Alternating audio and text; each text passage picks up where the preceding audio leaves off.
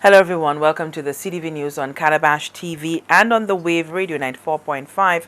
I am Lisa Joseph. Scrutiny is once again coming to bear on the Royal St. Lucia Police Force as an inquest into the death of 22-year-old Chakadan Daniel has ruled that he was unlawfully killed. Daniel was found hanging from his cell after he had been arrested 2 days prior for escaping lawful custody, assaulting a police officer and damaging property.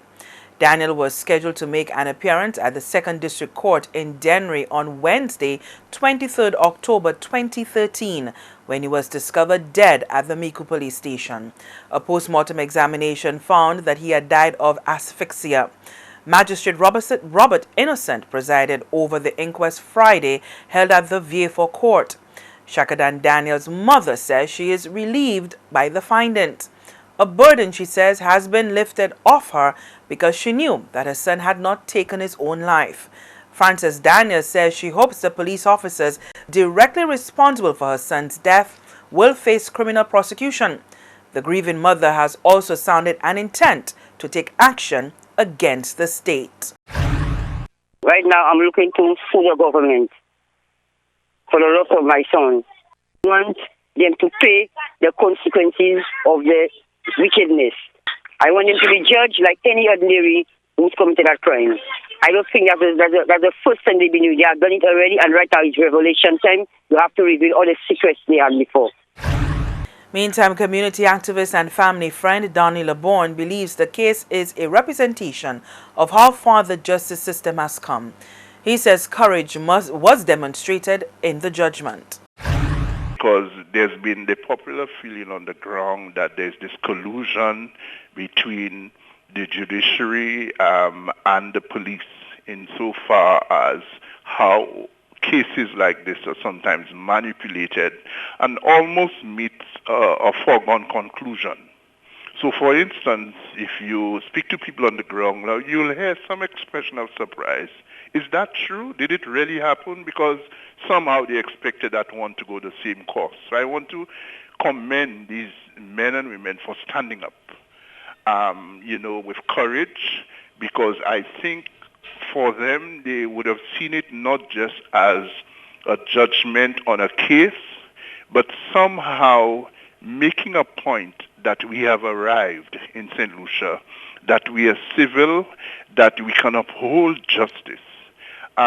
Because in many ways, this case struck a nerve, and many people have been looking on in terms of where this is going to go. And we have to look at that against the backdrop as to what has been happening with our police force.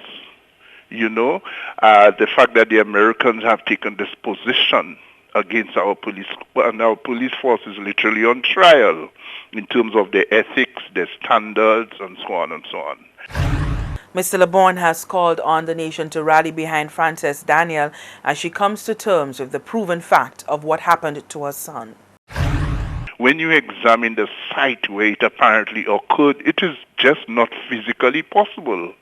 And we never saw whatever material it is that was supposed to have been used by Chakadan to take his life. It was never provided as evidence. There was never a coroner call to examine the body, which the law requires. So there were a lot of gaps, there were a lot of holes in this thing, which just amplified the suspicion that one would have had. But one certainly hopes that with this judgment that has been made, that it will bring some sanity, some civility to the police. This is not coming at a good time for them. And they will see the need in the course of their duties to observe basic human rights. We all respect the police. We all see the necessity to have them, in terms of guardians of our safety, our national security.